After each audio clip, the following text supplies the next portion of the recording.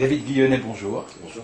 Merci de faire l'amitié à nos auditeurs, de chers clients, de venir nous parler d'une entreprise qu'on ne connaît pas forcément toujours, qui s'appelle Assu 2000, dont vous êtes le directeur opérationnel au niveau du groupe.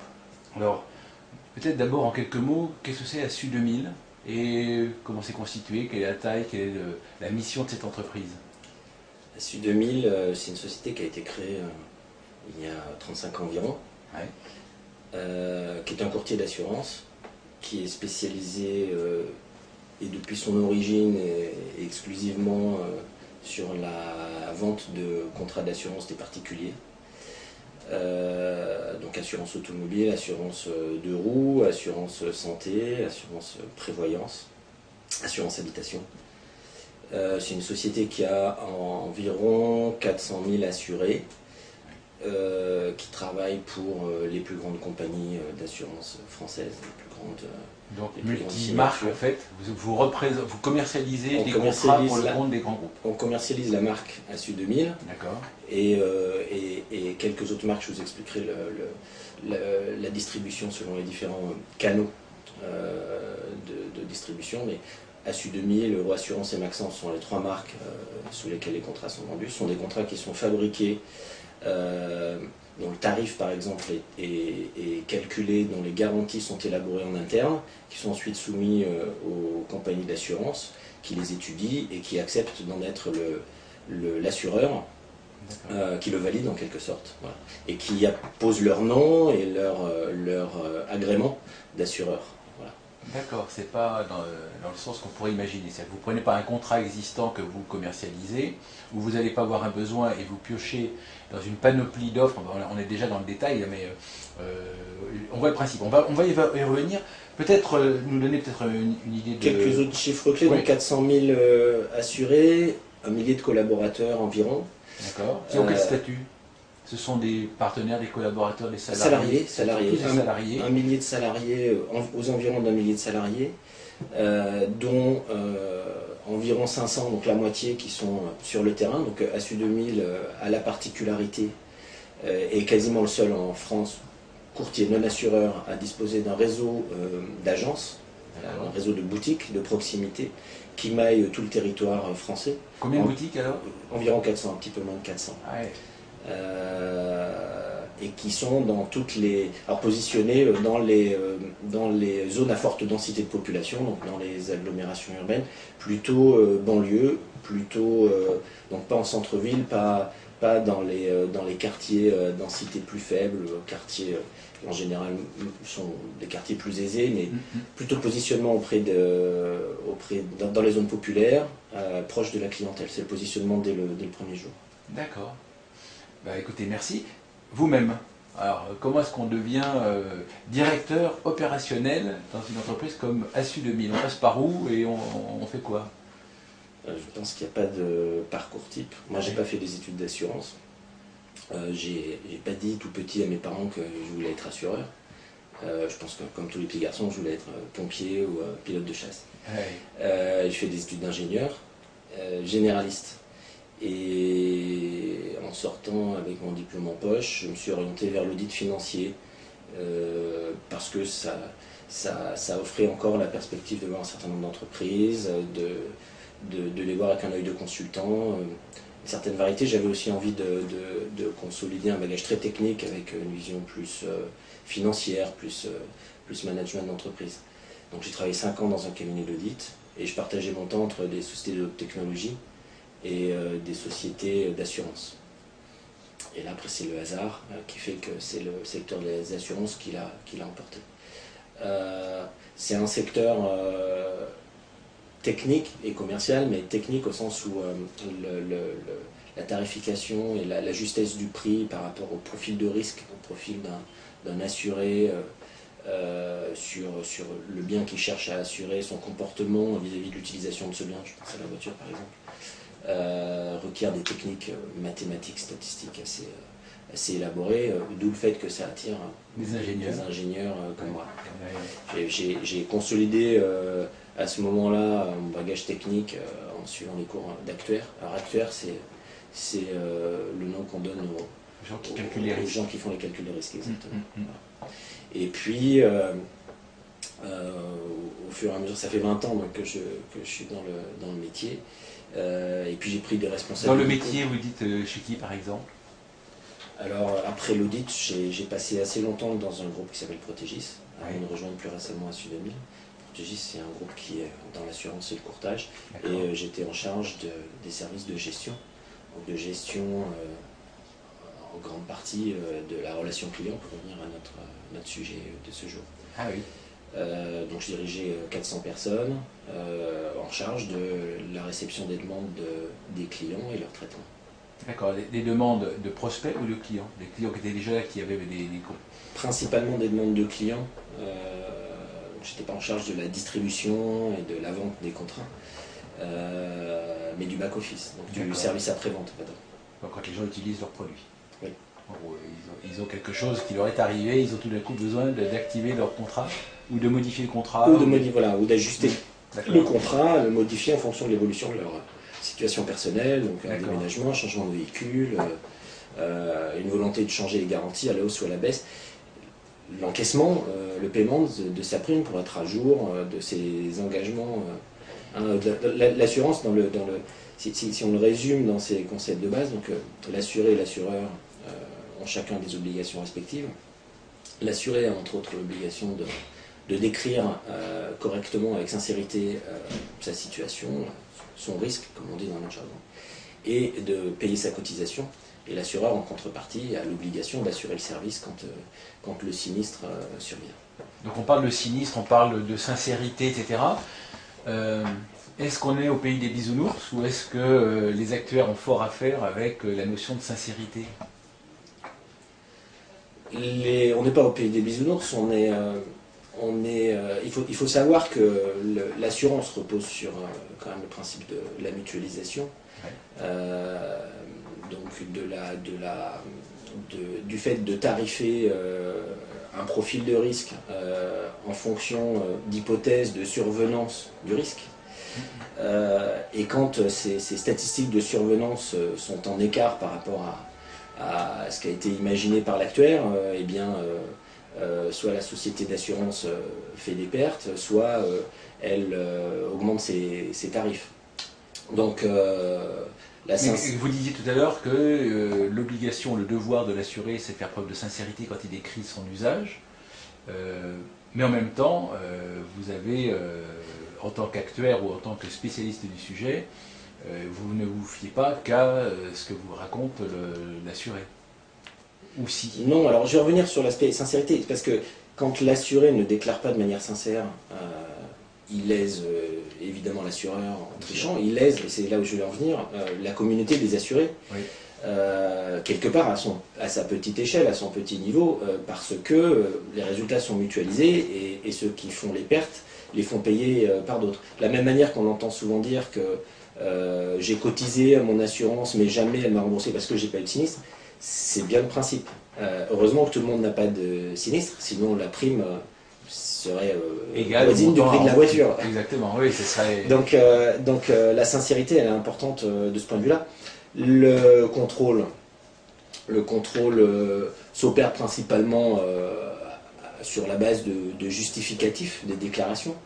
Il faut savoir que dans notre activité et dans la manière dont on distribue dans le groupe Assu 2000, il y a un contact systématiquement, alors qu'il soit oral au téléphone, quasi systématiquement, à part la petite proportion de clients qui souscrivent leur contrat directement sur Internet, la possibilité est offerte, sans avoir parlé à aucun conseiller.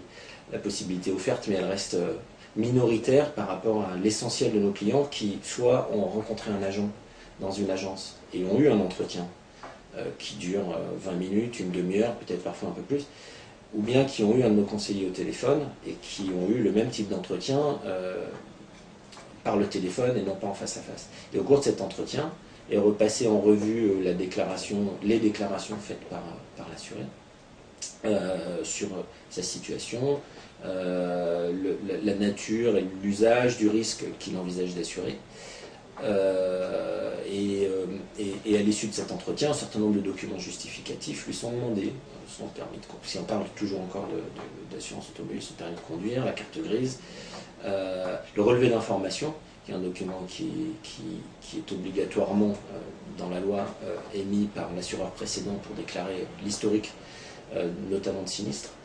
Voilà, quelques informations de ce type-là. Donc en fait, vous élargissez le périmètre de la sincérité avec des faits tangibles. C'est pas juste du déclaratif en disant ça se passe très bien, j'ai tous mes points, j'ai jamais eu d'accident, je conduis en bon père de famille, je m'arrête à tous les feux, etc. Vous avez quand même, vous complétez tout ça par un... Alors vous dites quelque chose d'intéressant, c'est que vous avez ces pratiques courantes et la possibilité de traiter 100% son dossier en autonome sur Internet. Dans ces cas-là, vous n'avez peut-être pas tous les moyens de vérification que vous avez en face à face ou au téléphone. La vérification sur pièce est systématique. Elle est systématique, quel que soit le canal. Elle est systématique en France, quel que soit l'acteur, quelle que soit la compagnie. C'est un usage. C'est un usage d'ailleurs qui substitue à l'absence de fichiers centralisés de ce type d'informations comme il existe dans d'autres pays, comme il existe en Espagne, comme il existe en Suisse, des pays dont je connais pas mal le fonctionnement de l'assurance. Pour faire court sur ce sujet, parce que c'est peut-être pas l'objet principal, mais ça me semble intéressant quand on parle de relation client et qu'on parle de devoir de sincérité, de se dire que, parce qu'en fait, dans la relation client, au cœur du débat sur les pratiques et de relationnel, il y a toujours la notion de confiance. Et quand on est en train de parler de confiance et de sincérité, on n'est pas très loin. Et justement, quand on fait confiance, ça veut dire qu'on ne contrôle pas. Si on dit... Non, j'ai coutume, comme je pense un certain nombre de personnes, d'utiliser le proverbe répandu qui dit la confiance n'exclut pas le contrôle, justement. Alors, ça n'exclut pas, mais vous prenez bien... Enfin, moi, il me semble que c'est à peu près clair. Si je dis à quelqu'un, je te fais confiance, ça veut dire que, bien sûr, je ne m'interdis pas, si ma confiance est trompée, de la retirer. Mais c'est un peu antinomique de dire à quelqu'un je te fais confiance et en même temps je vais contrôler tout ce que tu vas faire. Donc ça veut dire que en disant à quelqu'un je te fais confiance, ça veut dire qu'on lui fait comprendre qu'on va minimiser la notion de contrôle derrière justement. Et le fait de contrôler en même temps l'action de quelqu'un, c'est un peu la démonstration que justement on ne lui fait pas tellement confiance. Non, alors. Non, justement, je crois que vous avez peut-être pas bien perçu le principe et le cycle de fonctionnement dans notre métier. Une relation s'établit justement, une relation qui doit nouer de la confiance. À la fois, la personne qui vient trouver un assureur doit avoir confiance en lui et acquérir cette confiance. C'est important, on est dans un métier très technique qui n'a pas toujours une image excellente. En tout cas, une certaine réticence du grand public vis-à-vis des assureurs qui pensent s'enrichir systématiquement sur leur dos. C'est une espèce... C'est toujours vrai ça? Ou ça a changé? L'image ou le fond? Le fond, je pense, n'est pas vrai, mais l'image revient un peu régulièrement. Donc il est nécessaire de gagner cette confiance. Et inversement, l'assureur également a besoin de bien s'assurer, sans faire de jeu de mots, de connaître et de comprendre la personne qui va assurer. Parce que l'engagement derrière est fort, dans les deux sens.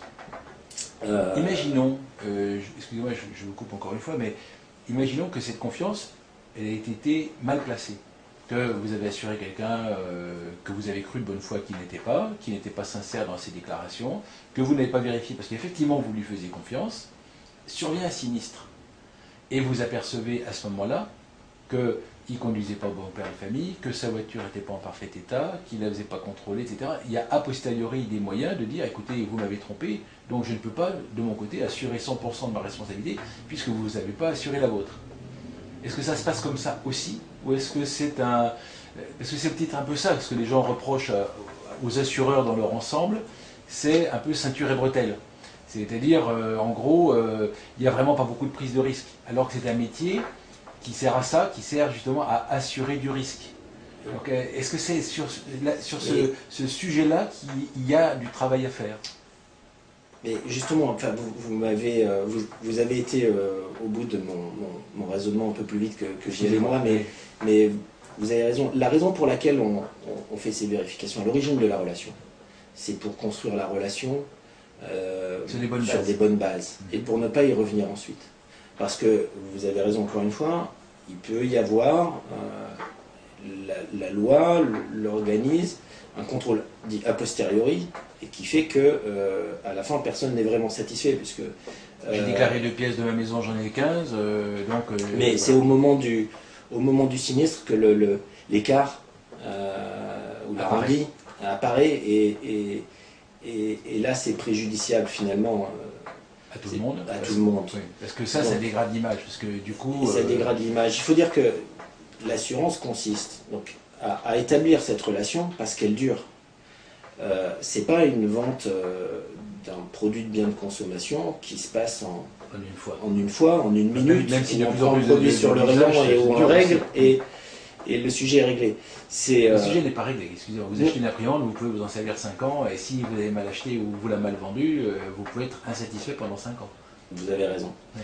Ici, par contre, dans notre métier, la personne qui devient notre client nous confie la protection en cas d'un problème, la protection de son patrimoine, de ses biens, de ses possessions, la protection de la santé de lui-même ou de ses proches. Donc il doit se sentir protégé. Il doit se sentir protégé. En confiance. C'est vrai que...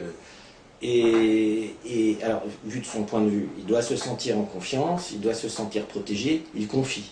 Il confie des choses qui sont les plus importantes pour lui. Sa maison, son véhicule, la santé de... Oui, parce qu'il n'assure pas tout, il assure des choses importantes. Oui, en général. Donc, et il va régler, il va payer ce service d'avance. Ouais. Et ensuite, il doit être suffisamment en confiance pour être certain que si survient le problème contre lequel il s'est garanti... Ça ne sera plus le moment du débat. Ça ne sera plus le moment du débat, et ce sont des moments...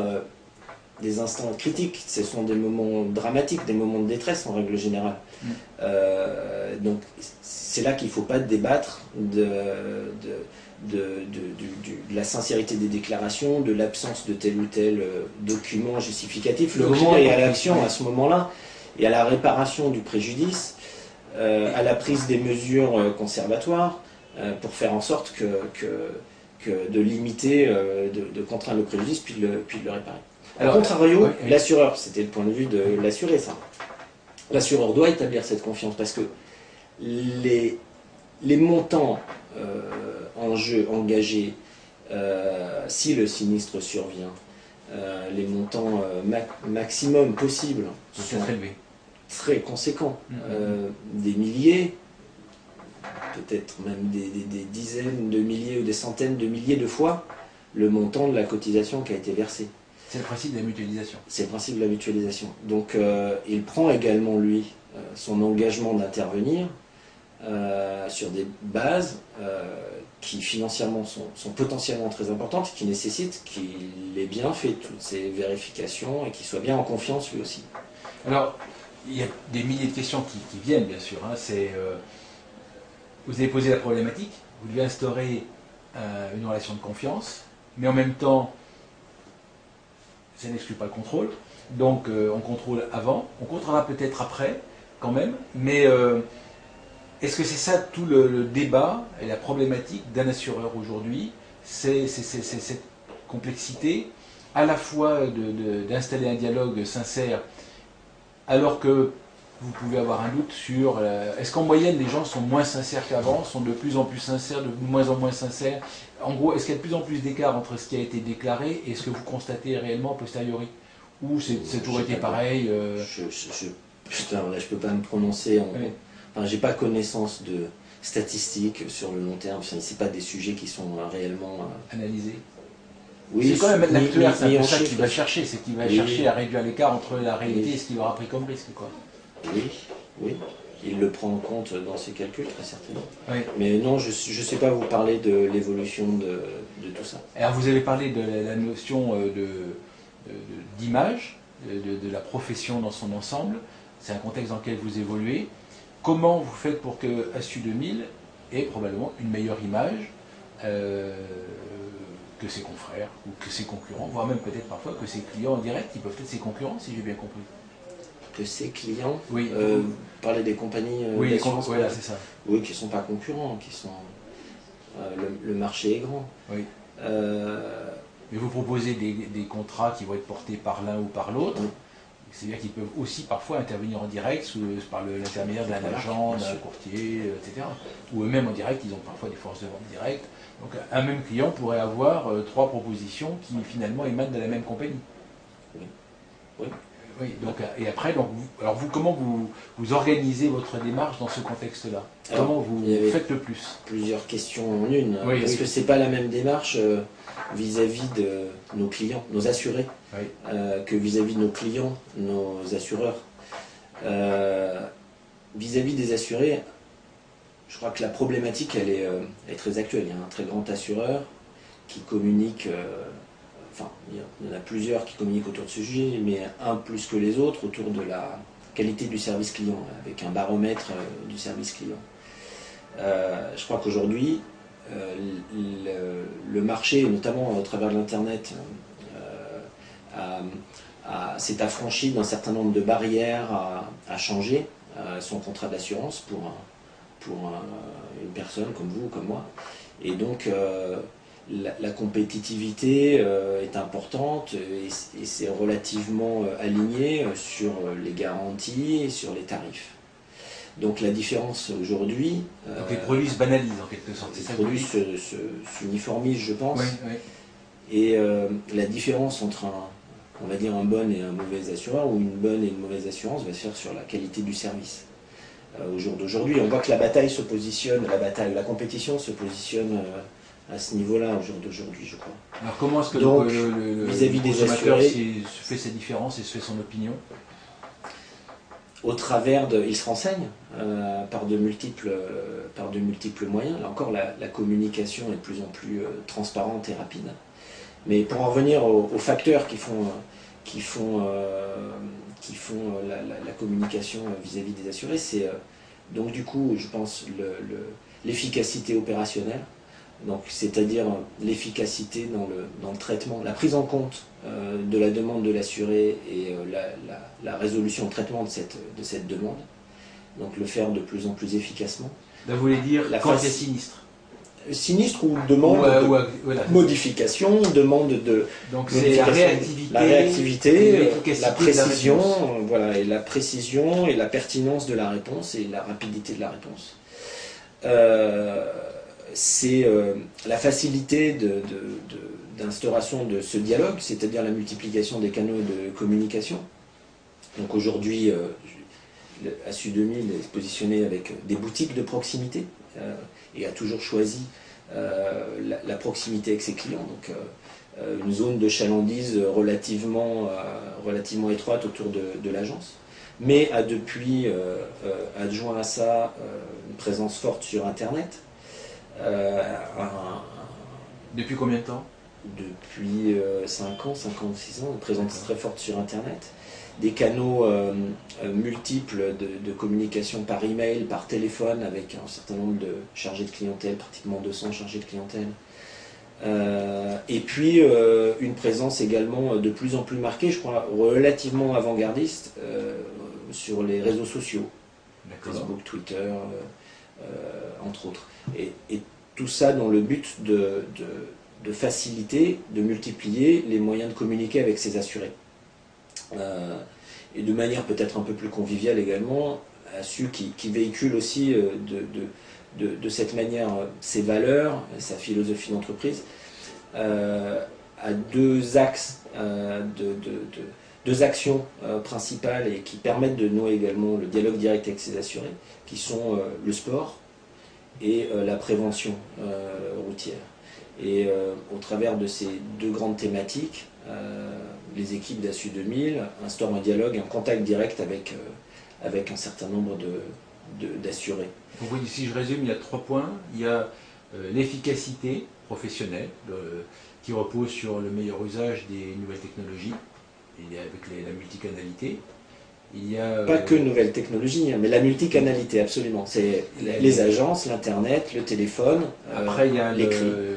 Les valeurs que vous décrivez, Oui. et l'image et la communication. C'est les 3 supports d'une différence que vous travaillez. Et c'est ça, c'est votre métier. Oui. Et alors, vu comme ça, avoir des agences, être présent sur Internet, être devenu multicanal et faire de la communication, ça semble être une recette utilisée par un certain nombre d'acteurs. Comment est-ce qu'on fait pour que ce mélange-là, le dosage, soit plus efficace que celui du voisin? La différence se fait au niveau de C'est comme vous dites, on juge après coup. Souvent. de l'efficacité du dispositif.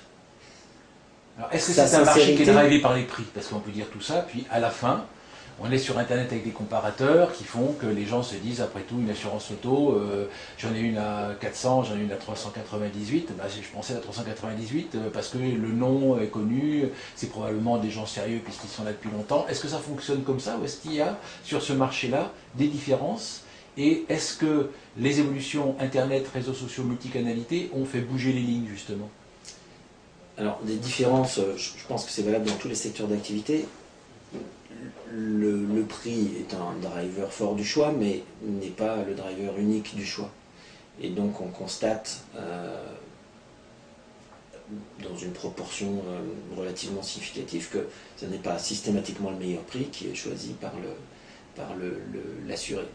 Est-ce que vous avez une petite statistique à nous donner là-dessus? Non, j'ai pas de chiffres, ni en termes de, je sais pas, de nombre de fois qu'un meilleur prix n'est pas choisi ou d'écart entre le prix choisi et le meilleur prix. Non, on ne suit pas des choses comme ça, mais intuitivement on s'en rend compte.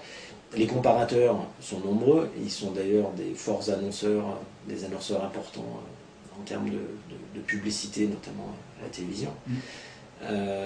Donc le principe de comparaison, le principe de transparence est maintenant généralement répandu. C'est un des secteurs dans lequel ça a été le plus évident, où ça a été très marquant. Il est très évident, je ne sais pas si c'est un des secteurs les plus en avant, mais oui, c'est relativement. Maintenant, c'est l'usage.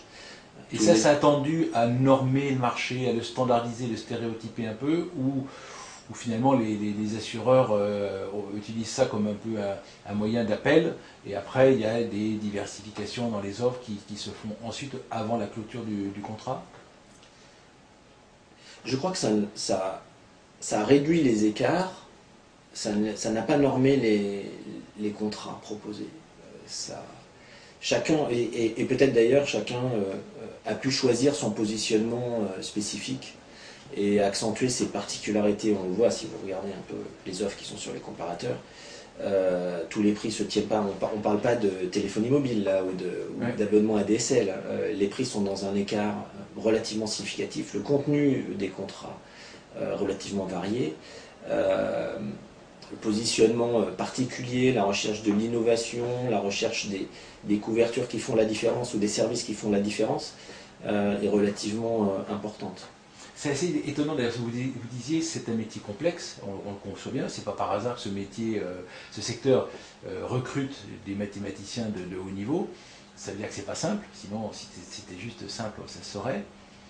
Et en même temps, il y a eu dans les points négatifs de l'image de ce métier, le fait qu'on ne comprenait rien au contrat.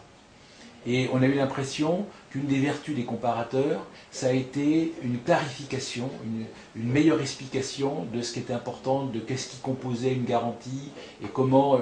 Est-ce que ça, c'est une tendance lourde que vous avez constatée ou pas trop, ou est-ce que c'est en train de s'atténuer? Parce qu'on a besoin justement de normer et de passer plus simplement. Non, je pense que c'est une tendance de fond. Je pense que les comparateurs ne sont pas à l'origine, ils en sont juste un des véhicules. L'accès plus aisé, facilité à l'information d'une manière générale, donc Internet, est la raison pour laquelle les contrats sont plus transparents, parce que plus vite comparés. Les comparateurs en tant que tels sont qu'un qu'un des maillons de ce principe-là. Puisqu'ils ont mis tout ça en tableau directement accessible, mais les tableaux finalement de comparaison pouvaient déjà être faits de manière beaucoup plus aisée en allant d'un site internet à un autre, en recueillant les dispositions générales. Si je peux me permettre, on a quand même constaté sur Assureland, pour parler d'un des comparateurs, une fonctionnalité qui a été, à mon avis, assez déterminante dans leur succès, c'est la possibilité justement de se faire expliciter une clause ou une garantie avec clairement, sur chaque point, qu'est-ce qui était exclu. Ce qui n'était pas toujours indiqué en clair. Cette démarche en creux dans les contrats était de dire, ça l'était, mais c'était avec des renvois, voire tel paragraphe, etc. Non, là c'est clairement à mon avis, les légendes qui persistent autour du métier, les clauses écrites en petit, les renvois en pied de page, etc. Tout ça, ça n'existe pas et depuis assez longtemps dans les contrats d'assurance, réellement. Oui.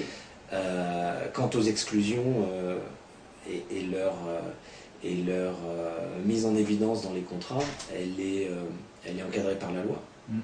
En termes de taille des caractères, en termes d'obligation de mettre en gras, par exemple, dans des pavés de texte bien particuliers. Donc, Assureland, oui, l'a peut-être encore plus mis en valeur, ou l'a encore plus rendu compréhensible, mais c'est déjà, et dans les contrats écrits, très encadré par la loi. Après, peut-être aussi, le métier a tendance, j'espère que je ne le fais pas trop aujourd'hui, mais a tendance à utiliser un jargon qui lui est propre et qui n'est pas forcément très très accessible par l'assuré. Ce qui rend les choses un peu plus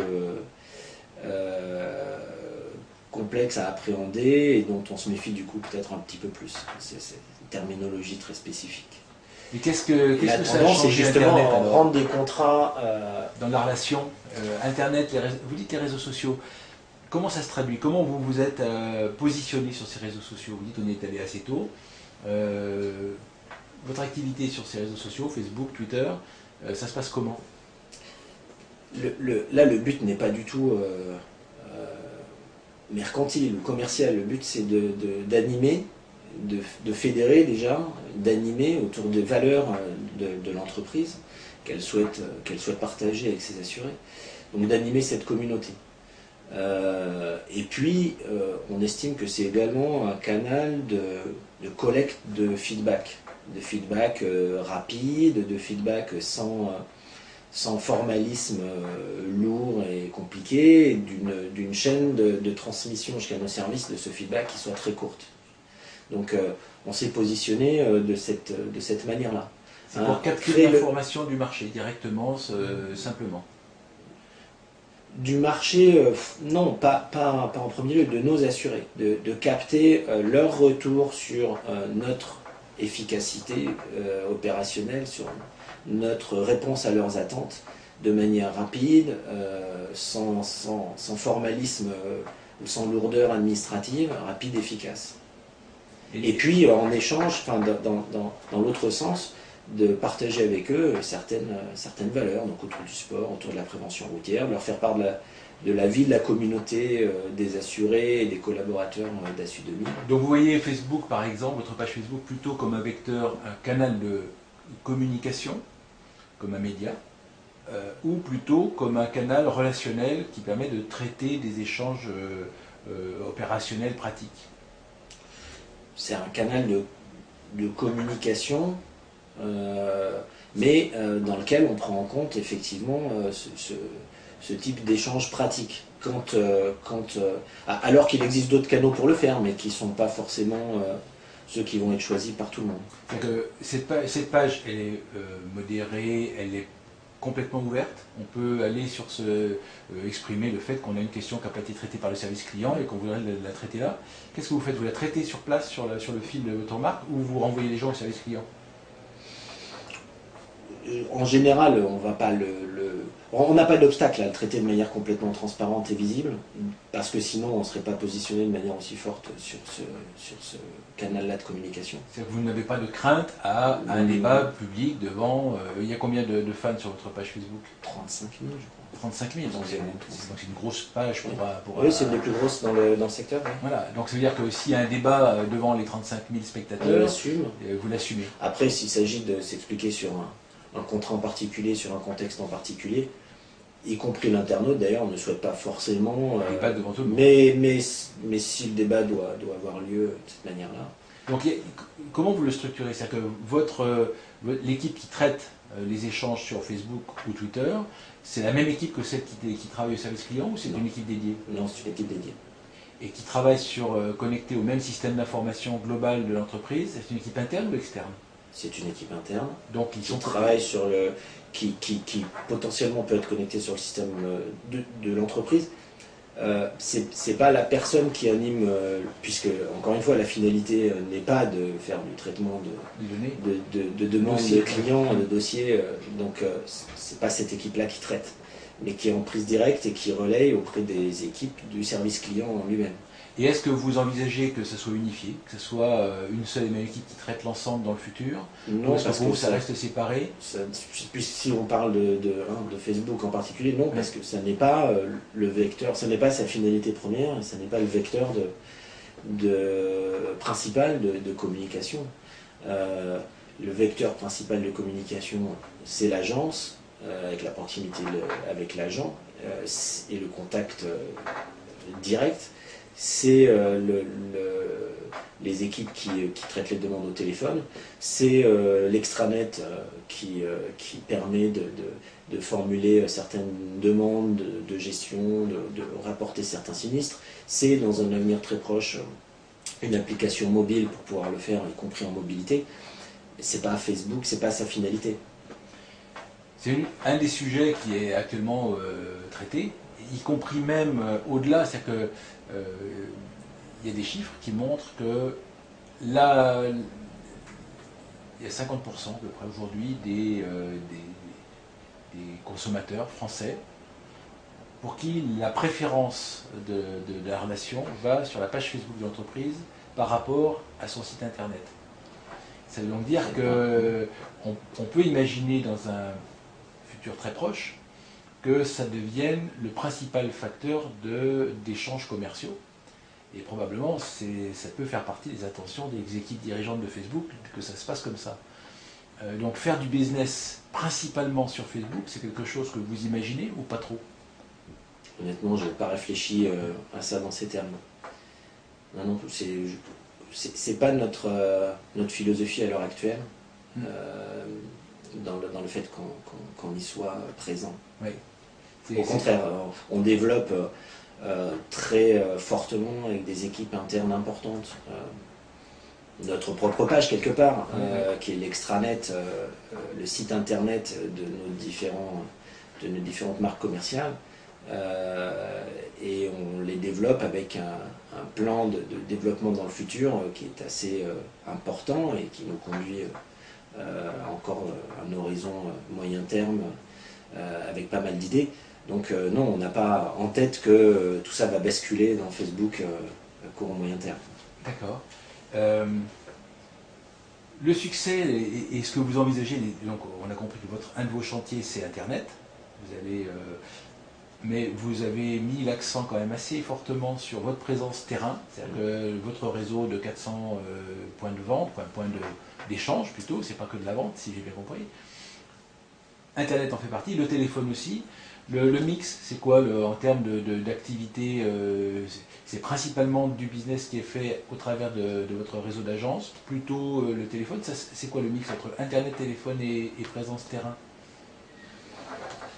Alors, là, je voulais dire ça parce que, par exemple, Carrefour dit qu'aujourd'hui, l'Internet, c'est son premier magasin. C'est que, en termes d'apport, contribution au chiffre d'affaires, Internet est devenu leur premier. Je crois que chez Castorama, c'est le deuxième, les dernières informations que j'avais écoutées dans une conférence. Donc on voit que le poids d'Internet est en train de s'accroître. C'est le cas chez vous aussi? Il s'accroît, ça c'est le cas, oui. On on est loin de la situation encore que vous présentez, c'est-à-dire que le réseau d'agences et le contact physique est encore majoritaire. Ça s'explique peut-être par la nature de votre métier. L'histoire, oui. La nature du métier aussi. Néanmoins, les croissances ne sont pas les mêmes, donc l'Internet a tendance à monter en puissance. Il y a un point quand même qui est important, c'est, je le disais tout au début, l'achat de son contrat d'assurance et la gestion de son contrat d'assurance par la suite, strictement sur Internet, reste très minoritaire. Et l'Internet seul ne suffit pas finalement. Et on constate qu'en général, une première approche, une prise de connaissance, on va dire, les premières bases de la relation de confiance dont on parlait au début de l'entretien s'effectuent par Internet, mais ensuite, il y a, dans une très grande majorité des cas, un contact. Donc vous êtes en train de militer pour la combinaison des canaux. Cross-canal, oui. Ouais, c'est ça, c'est pas l'un ou l'autre, non. C'est tous ensemble en fait. C'est même plus que la cross-canalité, c'est le fait de la combinaison des canaux. C'est-à-dire en fait, je commence par l'un, je poursuis par l'autre, et c'est la combinaison des deux qui fait le succès. Moi j'y crois fortement, oui. Oui. Et selon les contextes dans lesquels on se trouve en tant qu'assuré, selon la nature du besoin, la nature de la demande, eh bien, le téléphone ou un site internet, ou bien se rendre dans une agence pour discuter avec quelqu'un, est plus ou moins pertinent dans chacun de ces contextes-là. Et donc s'adapter et en tant qu'assureur courtier, apporter la solution, le canal le plus approprié à chacun de ces contextes, je pense que c'est la voie du futur, c'est un facteur de... Et est-ce que vous sentez une différence de comportement et d'appétence pour un canal comme Internet par les gens les plus jeunes parmi vos clients? Ou est-ce que non, vous ne le sentez pas, c'est à peu près identique? Les gens les plus jeunes, oui, mais cette jeunesse-là, elle est quand même assez élargie, je dirais, hein, parce que Internet maintenant, c'est ancien, et donc on est jeune encore à 40, à 50 ans, enfin ça dépend des personnes. On est jeune toute sa vie, en fait. On est jeune toute sa vie.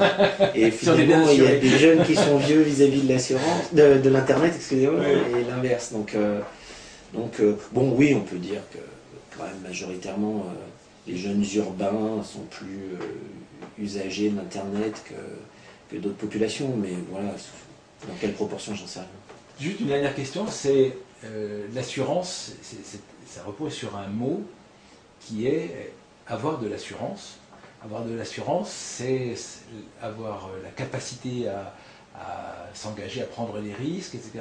Est-ce que vous ressentez que c'est un secteur qui a besoin de retrouver cette valeur-là, qui est celle de celui qui permet d'entreprendre, et moins un caractère défensif en disant je protège mes acquis, de telle sorte de me sécuriser, qui est une approche plutôt plus défensive, plus pusillanime?